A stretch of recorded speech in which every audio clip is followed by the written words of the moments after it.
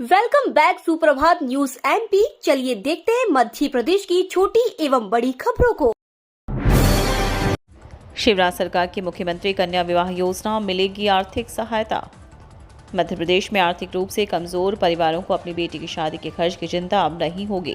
प्रदेश की ऐसी जरूरतमंद बेटियों की शादी का खर्च शिवराज सरकार उठाएगी। इसके लिए शिवराज सरकार द्वारा मुख्यमंत्री कन्या विवाह योजना चलाई जा रही है। मुख्यमंत्री कन्या विवाह योजना के तहत शिवराज सरकार बेटियों का विवाह करवाती है, साथ ही उन्हें आर्थिक सहायता भी उपलब्ध करवाई जाती है। भोपाल से आया जांच दल, कर रहा वेयर हाउसों की जांच, मिल रही अनेक प्रकार की खामियां। मझौली के सियाराम वेयर हाउस में उजागर हुई मूंग खरीदी की आड़ में धांधली की जांच में नित नए खुलासे हो रहे हैं। भोपाल से आई 4 सदस्यीय टीम में भी वेयर हाउसेस की जांच कर रही है। बताया जा रहा है कि मझौली क्षेत्र के अनेक वेयर हाउसों में बड़ी मात्रा में मिट्टी मिली मूंग का उपार्जन किया गया। कुछ ऐसे भी वेयर हाउसेस का पता चला जहां मूंग का वजन बढ़ाने के लिए मिट्टी मिलाने का काम किया जाता था। वेयर हाउस भी सियाराम वेयर हाउस से किसी न किसी तरह से जुड़े हुए हैं। ग्वालियर में राष्ट्रीय जल सम्मेलन में जुटेंगे वाटर हीरो, सौंपी जाएगी बैसली नदी पुनर्जीवन की डीपीआर। बैसली नदी पुनर्जीवन के प्रयासों के क्रम में आगामी 19 व 20 अगस्त को Indian institute of tourism and travel management में राष्ट्रीय जल सम्मेलन का आयोजन किया जाएगा। इस सम्मेलन में केंद्रीय जल शक्ति राज्य मंत्री प्रहलाद पटेल मुख्य अतिथि के रूप में शामिल होंगे। इसके अलावा जल शक्ति मंत्रालय द्वारा घोषित किए गए देश भर के वाटर हीरो, जल संरक्षण के क्षेत्र में काम करने वाले विशेषज्ञ भी इसमें हिस्सा लेंगे। कार्यक्रम में इन वाटर हीरोज का सम्मान करने के साथ ही व्याख्यान भी आयोजित किए जाएंगे। इसके साथ ही जर्मनी की संस्था GIZ द्वारा बैसली नदी के पुनर्जीवन के लिए तैयारी की गई लगभग 12 करोड़ रुपए की लागत वाली डिटेल प्रोजेक्ट रिपोर्ट को केंद्रीय मंत्री को सौंपा जाएगा। उज्जैन में विक्रम कीर्ति सभागार विक्रमादित्य शोध पीठ को सौंपने के लिए होगी बैठक। शिप्रांजलि न्यास का विक्रम कीर्ति मंदिर सभागार, ओपन ऑडिटोरियम और महिला बाल विकास विभाग के बाल भवन का संचालन संधारण कार्य महाराजा विक्रमादित्य शोध पीठ को सौंपने के लिए संभागायुक्त ने आज 17 अगस्त को बैठक रखी है। बैठक में न्यास के अध्यक्ष, संभागायुक्त सचिव, कलेक्टर सहित अन्य पदाधिकारी भी शामिल होंगे। शोध पीठ के निदेशक श्रीराम तिवारी का स्वास्थ्य खराब है, ऐसे में बैठक में उनके शामिल होने की उम्मीद कम है। ई बस सेवा, विश्वकर्मा योजना और 7 रेलवे मल्टी ट्रैकिंग को मंजूरी, मोदी कैबिनेट के फैसले की बड़ी बातें। प्रधानमंत्री नरेंद्र मोदी की अध्यक्षता में बुधवार 16 अगस्त को हुई केंद्रीय मंत्रिमंडल की बैठक में कई बड़े फैसले लिए गए। केंद्रीय मंत्रिमंडल की बैठक के बाद केंद्रीय मंत्री अनुराग ठाकुर और अश्विनी वैष्णव ने इस बारे में जानकारी दी। उन्होंने बताया कि कैबिनेट ने PM ई बस सेवा, PM विश्वकर्मा योजना, रेलवे की 7 मल्टी ट्रैकिंग परियोजनाओं को मंजूरी दी है। देश में हरित आवाजाही को बढ़ाने के लिए ई बस सेवा के तहत 10,000 इलेक्ट्रिक बसों की खरीद को मंजूरी दी गई। DAVV विश्वविद्यालय में छात्रों का हंगामा, परीक्षा परिणाम से है नाखुश। मध्य प्रदेश की राजधानी इंदौर शहर के प्रसिद्ध देवी अहिल्या विश्वविद्यालय से हाल ही में एक बड़ी खबर सामने आई है। बताया जा रहा है कि देवी अहिल्या विश्वविद्यालय में छात्रों द्वारा हंगामा किया जा रहा है। दरअसल NSUI के बैनर तले पहुंचे कई विश्वविद्यालय जमकर नारेबाजी कर रहे हैं। विश्वविद्यालय में NSUI जिला अध्यक्ष रजत पटेल के नेतृत्व में कई छात्र छात्राएं विश्वविद्यालय में हंगामा करने के लिए पहुंचे। MBA की परीक्षा परिणाम को देखते हुए यह किया जा रहा है। दरअसल MBA के परीक्षा परिणाम से छात्र छात्राएं असंतुष्ट हैं, जिसकी वजह से यह हंगामा हो रहा है। इतना ही नहीं, हंगामे को देखते हुए DAVV के मुख्य द्वार पर ताला भी लगा दिया गया है।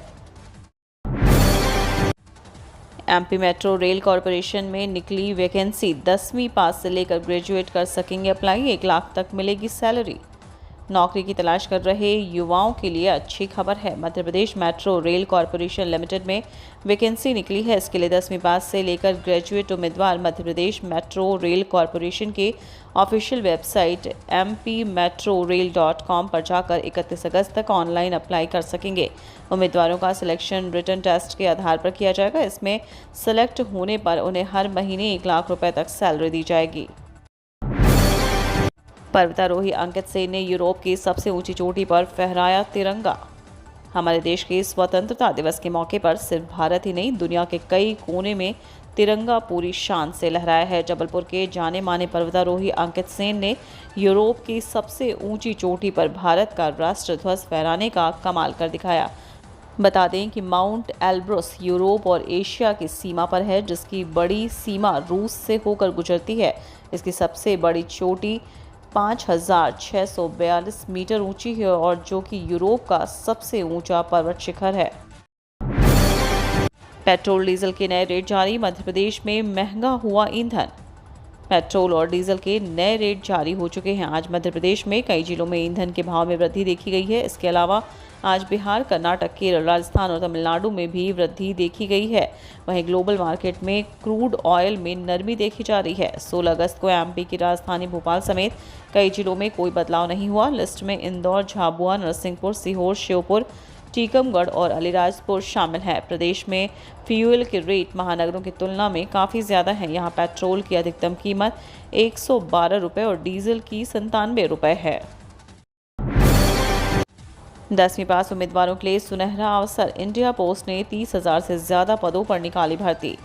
भारतीय डाक विभाग ने 30,000 से ज़्यादा पदों पर भर्ती निकाली है। Branch post master, assistant post master, डाक सेवक और ग्रामीण डाक सेवक के पद पर निकाली गई इस भर्ती के लिए 10वीं पास उम्मीदवार आवेदन कर सकते हैं। आवेदन की अंतिम तिथि 23 अगस्त 2023 रखी गई है। कुल 3,041 पदों पर भर्ती निकाली गई है। दिग्विजय सिंह बोले, एमपी में चुनाव जीते तो बजरंग दल पर नहीं लगाएंगे प्रतिबंध। मध्य प्रदेश में पूर्व सीएम और राज्यसभा सदस्य दिग्विजय सिंह ने कहा कि अगर हम मध्य प्रदेश में चुनाव जीतते हैं तो बजरंग दल पर प्रतिबंध नहीं लगाएंगे। उन्होंने कहा कि बजरंग दल में कुछ अच्छे लोग भी हो सकते हैं, लेकिन हम दंगों या हिंसा में शामिल किसी को भी नहीं बख्शेंगे। इसके पहले कर्नाटक में चुनाव के दौरान कांग्रेस ने बजरंग दल पर प्रतिबंध लगाने की बात अपनी घोषणा पत्र में की थी, जिसके बाद पूरे देश में बजरंग दल से जुड़े लोगों ने प्रदर्शन कर विरोध किया था। भाजपा प्रदेश कार्य समिति की बैठक 20 अगस्त को ग्वालियर में, अमित शाह भी होंगे शामिल। मध्य प्रदेश भारतीय जनता पार्टी की विस्तारित प्रदेश कार्य समिति की बैठक 20 अगस्त को ग्वालियर में होगी। बैठक में केंद्रीय गृह मंत्री अमित शाह, मध्य प्रदेश चुनाव प्रबंधन समिति के संयोजक नरेंद्र सिंह तोमर, प्रदेश के चुनाव प्रभारी भूपेंद्र यादव और अश्विनी वैष्णव शामिल होंगे। शाह के सुझाव पर होने वाली इस बैठक में भाजपा के लगभग 1,500 कार्यकर्ता शामिल होंगे। सभी विधायक, सांसद सहित अन्य जनप्रतिनिधियों को भी कार्य समिति की बैठक में आमंत्रित किया गया है। गरीबों के लिए हाई कोर्ट के सभी न्यायाधीश प्रति माह वेतन से देंगे 5,000 रुपये, चीफ जस्टिस की नई पहल। स्वतंत्रता दिवस के अवसर पर आयोजित गरिमामय कार्यक्रम में बूंद नाम से नई पहल प्रारंभ की गई है। इसके तहत हाई कोर्ट के सभी न्यायाधीश प्रति माह अपने वेतन से 5,000 रुपये सहयोग राशि के रूप में देंगे। इस राशि का उपयोग गरीब वर्ग के भोजन, पानी, कपड़े तथा अन्य आवश्यक सहायता पहुंचाने के लिए किया जाएगा। राशि के उपयोग के लिए कमेटी गठित की जाएगी। 18 अगस्त से गोवा डांस फेस्टिवल के ऑडिशन, कलाकारों को मिलेगा अंतर्राष्ट्रीय मंच। गोवा में नवंबर माह में आयोजित गोवा डांस फेस्टिवल के लिए 18, 19 एवं 20 अगस्त को इंदौर के अभिनव कला समाज सभागार में ऑडिशन होगा। गोवा डांस फेस्टिवल के संस्थापक नवनीत राठौर ने बताया कि वेगा रील स्टूडियो द्वारा प्रस्तुत गोवा डांस फेस्टिवल एक ऐसा डांस शो है जिसमें अनुभवी एवं उभरते हुए डांसर्स के साथ कोरियोग्राफर्स, डांस गुरु तथा डांस इंडस्ट्री से जुड़े लोग एक ही मंच पर उपस्थित होंगे। गोवा डांस फेस्टिवल का प्रमुख उद्देश्य डांसर्स के लिए ऐसा मंच उपलब्ध करवाना है। मध्य प्रदेश में फिर सक्रिय हुआ मानसून, रीवा और जबलपुर में तेज बौछारें पड़ने की संभावना।